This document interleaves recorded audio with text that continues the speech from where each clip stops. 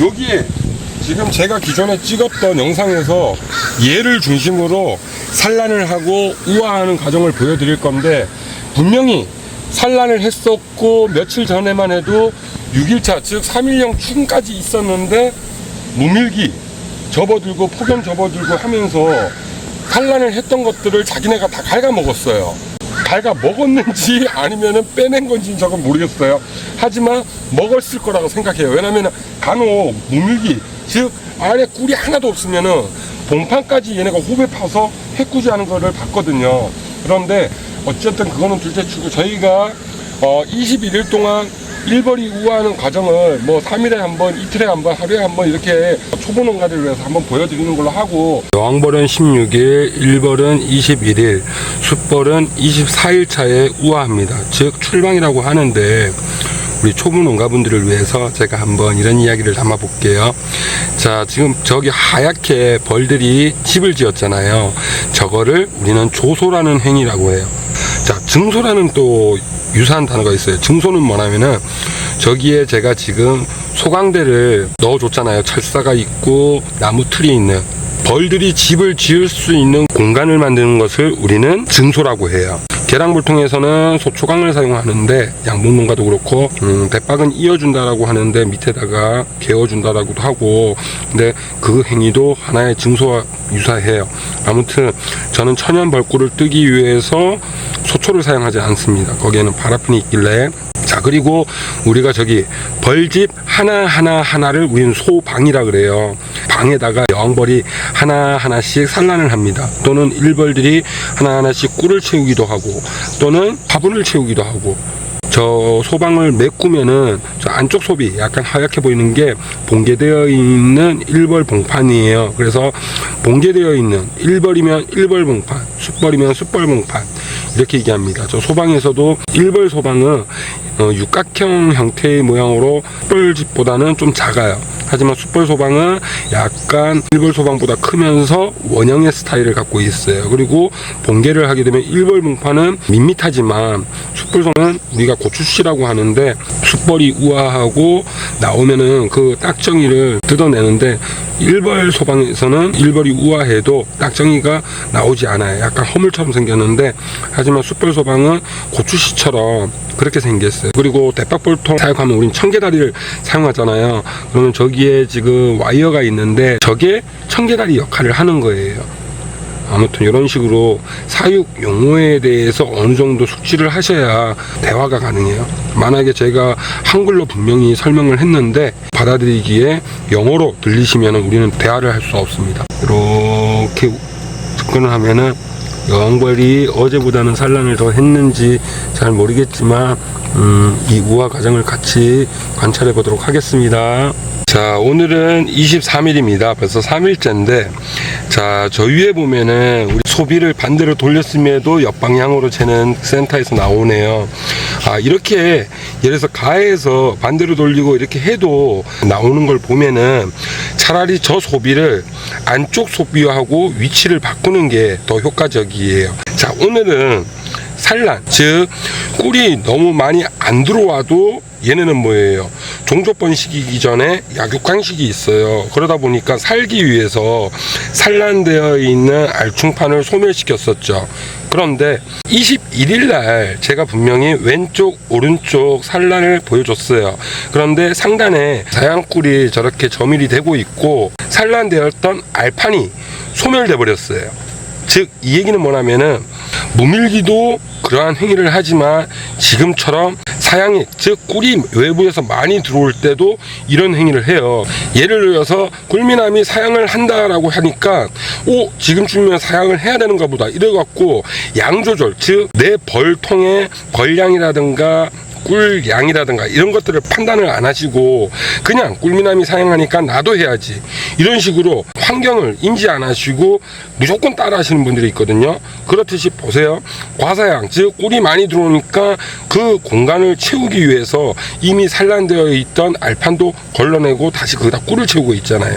그러면은 예를 들어서 이보다 더한 사양액을 지원을 하게 되면은 어떤 현상이 되느냐, 강군이 약군으로 소멸돼 버려요. 왜? 산란할 수 있는 공간이 없기 때문에. 그리고 이 사양에 대해서 좀 안 좋게 생각하시는 분들이 있는데 제가 한번 여쭤볼게요. 유밀기, 무밀기 이런 행위가 있잖아요. 그러면 저희는 경영 계획을 해요. 경영 계획 없이 예를 들어서 증식도 이 시즌에 해갖고 이렇게 해야지. 그래서 이걸로 채밀군을 가야지. 나는 증식을 목적으로 했으니까 그냥 꾸리고 뭐고 다 필요 없이 증식만 해야지. 하지만 채밀군으로 편성을 했음에도 불구하고 봄에 많은 꿀을 채우지 못하다 보니까 얘네가 무밀기를 통해서 굶어 죽기 일부 직전이야. 그럼에도 불구하고 나는 옹고집으로 벌이 죽든 말든 나는 천연꿀을 뜰 거니까 사양할 필요가 없어. 이런 벌 다 죽이면 돼요. 그러니까 사양을 해야 된다, 안 해야 된다, 이게 중요한 게 아니라 본인의 경영 계획을 잡으세요. 그래서 내가 증식을 할 건지, 아니면 증식을 하면서 채밀을 할 건지, 아니면 나는 채밀로 나갈 건지, 그래서 적정 환경에 따라서 어떤 행위를 하고 또 어떤 지원을 할 건지 이런 것들을 본인들이 계획하셔야 돼요. 그렇지 않으면은 벌은 관상일 뿐이에요. 우리는 사육농가잖아요.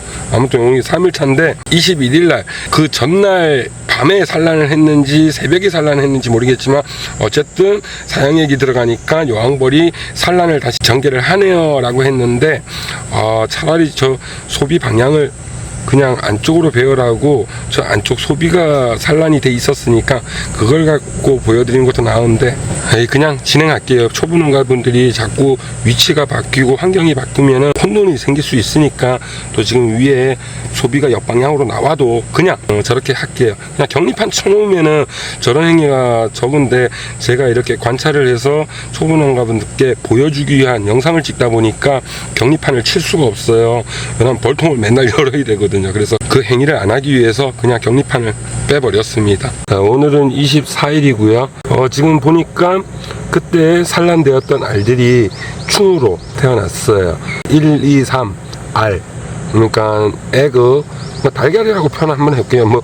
달걀하고 병아리 이거 표현은 아닌데 이해하기 쉽게 달걀에서 병아리로, 즉 충으로 태어난 거예요. 1, 2, 3은 알이고 4일 차에는 1일령 충, 5일 차에는 2일령 충.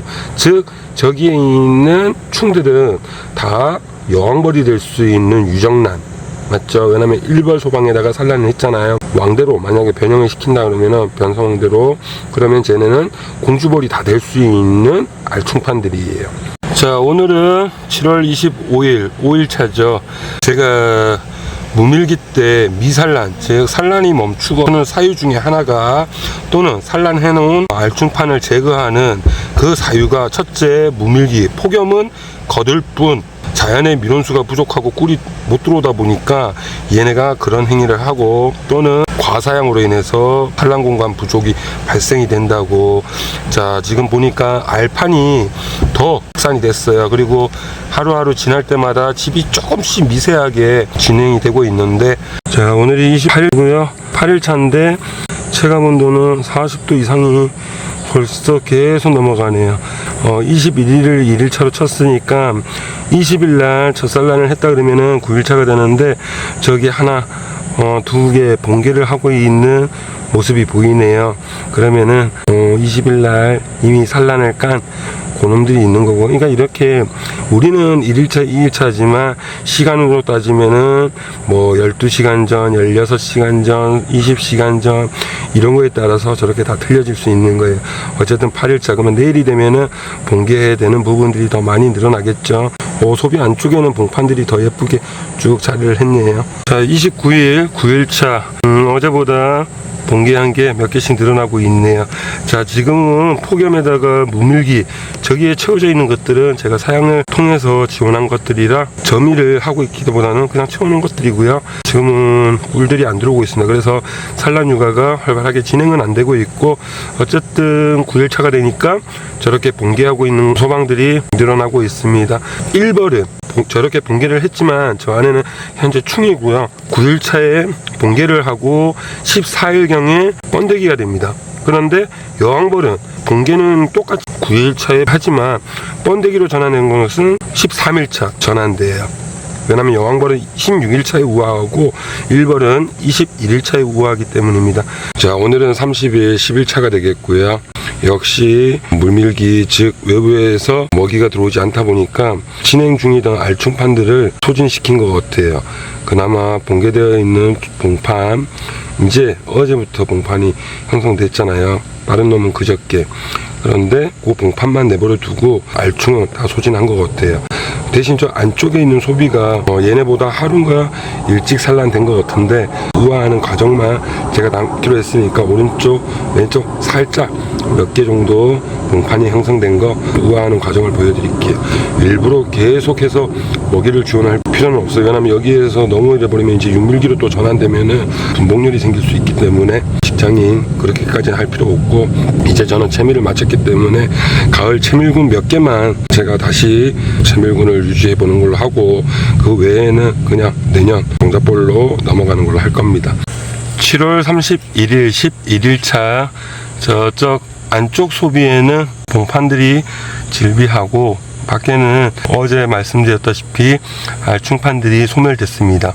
그리고 문밀기다 보니까 조소행위가 평소에 유밀기 때 조소되는 그런 진행 속도와는 확연히 차이가 나요. 너무 늦죠. 그리고 저쪽 반대편에도 소강대가 있어서 아마 그쪽 이쪽 다 관리하기는 힘든 부분이 있고, 지금 또 너무 뜨거워요. 많이 더운데 전혀 제가 지금 얘네 관찰하는 동안 벌통 안에서 선풍을 하는 행위를 못 봤어요. 벌써 열흘이 넘도록 얘네 동태 환경보다는 훨씬 높은 폭염이 계속 지속되고 있습니다. 지금 시간이 12시 다 돼가는데 그런데도 일을 하고 있네요. 아유, 힘들다 힘들어. 꿀벌로 태어나지 않기를. 자, 옆에서는 이게 우리는 벌들이 선풍을 한다라고 생각을 하고 있는데, 제가 이 벌통 내에서 선풍하는 모습을 그렇게 볼 수가 없네요. 오히려 벌통 뚜껑을 오픈했을 때 벌들이 막 웡거리면서 선풍하는 모습들은 봤는데, 이렇게 더워도 선풍하는 모습이 안 보여요. 벌통 내에서는. 지금 보시다시피 이렇게 벌통 밖에서는 몇 마리가 선풍을 하고 있는데, 그러니까 놀고 있는 벌들이 더 많아요. 보세요. 야, 니들 빨리 입고 가서 선풍 좀 해. 이런 거 봐서는 꿀벌의 공동체가 저희가 알고 있는 공동체는 아니에요. 자, 보세요. 이것들이 외역벌인가? 밖에 일할 수 없어서 지금 이렇게 놀고 있나? 자, 안에서는 저렇게 부지런히 일을 하고 있는데, 여기서는 이렇게 놀고 있어요. 많은 군사들이. 나쁜 놈들. 그래도 안쪽 소비 상태를 봐서는 봉판들이 질비하네요. 아무튼 21일차에 우아하는 과정을 제가 담기 위해서 바깥쪽 소비에는 봉판이 몇 개 없는데, 무밀기, 폭염, 그리고 지금 뭐 태풍이 안 올라오고 있는데, 평년에 비하면은 올해는 비도 많이 안 왔고 대신 많이 뜨거웠죠. 보니까 안반 쪽 나무들은 너무 가물어서 타들어가고 있더라고요. 그러니까 우리 지역만 그런 건지 모르겠지만 물이 공급이 안 되다 보니까 고사되고 있어요. 아유, 불쌍한 것들. 8월 1일 12일차 12일차 변화는, 자, 우리 여왕벌 왕대로 치면은 예를 들어서 13일차에 번데기로 전환하잖아요. 하지만 일벌들은 14일차에 번데기로 전환해요. 지금 여기 확연히 보이네요. 저기 보시다시피 봉개한 봉판 몇 개 콤보처럼 남아있고, 나머지 알충판들은 자기네가 다 소멸을 시켜버렸어요. 사유는 폭염과 무밀기, 그런 사유로 인해서 산란을 했던 것들을 다 소진시키고, 지금은 뭐 벌이 있어서 제가 굳이 보일 필요는 없고, 저 안쪽 소비에, 그 안쪽 소비에도 산란이 많이 되어 있는데, 그것들을 기준점으로 제가 또 보여드리도록 하고, 어쨌든 일벌들은 21일차에 우화를 하잖아요. 초보농가들께서 인지할 게 9일차에 저렇게 번개를 하고, 그리고 14일차 여왕벌은 13일차지만 일벌은 14일차에 번데기로 전환합니다. 그리고 21일차에 우화를 하는데, 번데기가 익어가기 시작하면은 시커멓게 머리도 보일 거예요. 하지만 지금은 이쪽 가 쪽이고 안쪽에 지금 밀집되어 있으니까 어차피 제가 보여주기로 한 거 그대로 보여주기 위해서 그냥 유지하고 있고요. 나중에 뭐 안쪽 소비 봉판을 잘 보이게끔 제가 이동을 시키던가 그렇게 하겠습니다. 8월 2일 13일차입니다. 13일차면은 여왕벌은 13일차에 번데기가 되고요. 일벌은 14일차 내일이죠. 얘네가 산란을 다시 시작했네요. 얘들 되게 웃기네요. 막 덥고 무밀기고 이러다 보니까 산란도 했다가 그걸 다시 제거를 했다가 지금 다시 또 이렇게 산란을 하네요. 얘를 왜 이렇게 쓰잘데기 없이 이렇게 하니? 이왕이면 잘 살리지. 어쨌든 저것들은 13일차. 그러면은 이제 내일 8월 3일이니까 번데기로 전환되는 시점이에요. 아직은 충이지만 소비 안쪽, 저기 안쪽과 그 안쪽, 거기에는 얘네보다 빠르니까 이미 번데기로 전환을 했을 거예요. 그러면 이제 앞으로 약 8일만 더 있으면은 탈피해 갖고 일벌로 우화를 하겠죠. 오늘도 역시 벌들이 놀고 있습니다.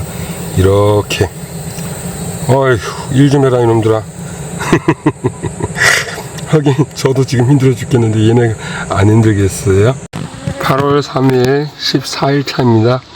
이제 바깥쪽 몇 개 봉판이 안 되는 그런 놈들은 번데기로 전환을 했을 거고, 저 안쪽은 어제 번데기로 전환했을 겁니다. 어제 보니까 산란을 했던데 한번 확대해 볼게요. 산란을 더 찍었네요. 산란을 많이 찍었네요. 이쪽에 산란 찍었고, 이쪽에도 산란을 좀 찍었네요. 몇 개 보이는데 한 개, 두 개. 어쨌든 산란이 시작이 됐습니다. 좀 덜 더운가? 오늘 날씨가 많이 흐려요. 산란을 하지 않는 가장 근본적인 원인은 모밀기, 그리고 폭염. 폭염은 거들 뿐. 말복이 이제 얼마 안 남았잖아요. 그러면은 추도 얼마 안 남았고 산란이 다시 탄력을 받을 시기가 왔습니다. 아이고 힘들었다, 고생했다. 8월 4일 자 오늘 비가 오니까 더 후덥지근해서 벌들이 더 놀고 있습니다. 제 산란 들어갔는데 한번 볼까요? 자, 올라가라 제 산란 했니 안 했니? 올라가라. 옳지. 산란을 더 찍었네요. 뭐 이렇게 찔끔찔끔 찍니?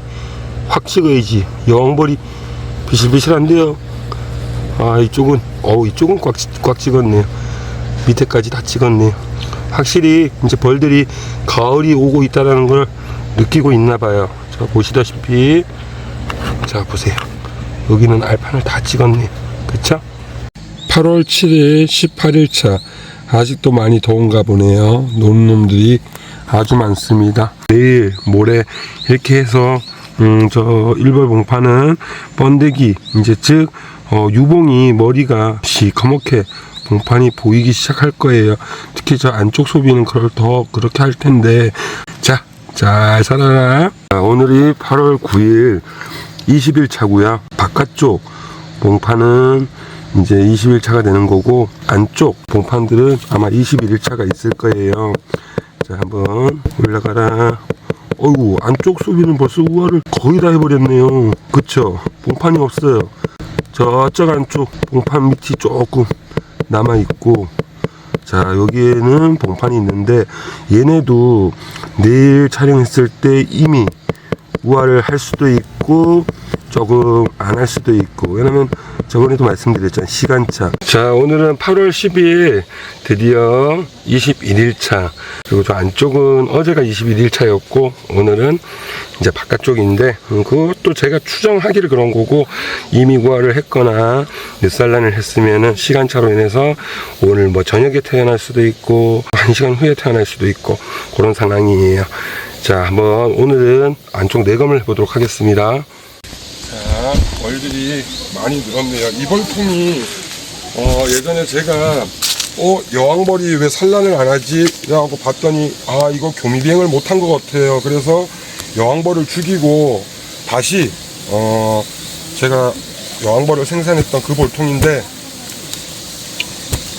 자, 지금 21일차까지 봤는데, 자, 미안하다. 오, 월이 많이 늘어났네요. 자, 이게 제가 여기 아니구나, 요거구나. 자, 소비가 지금은 내가 얘까지 뺄 거예요. 이렇게 해서 내금을 할 건데, 자, 이쪽 소비가 역방향으로 지금 흐르고 있잖아요. 그래서 저번에 요 방향을 바꿨었는데 오늘은 얘를 바로잡기 위해서 안쪽으로 넣을 거예요. 그러면 안쪽 소비가 밖으로 나오겠죠. 대신, 자, 우와, 아이고 다 했네.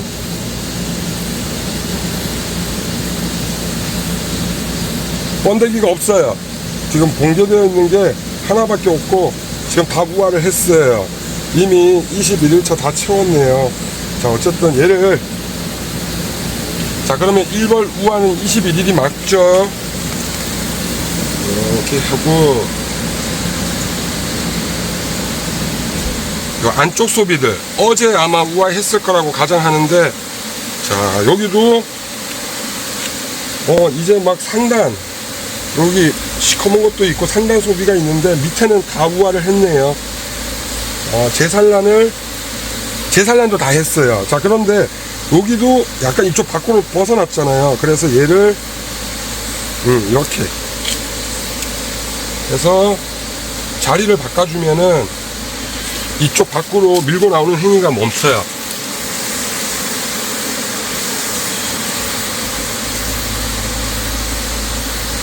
자, 이렇게 해서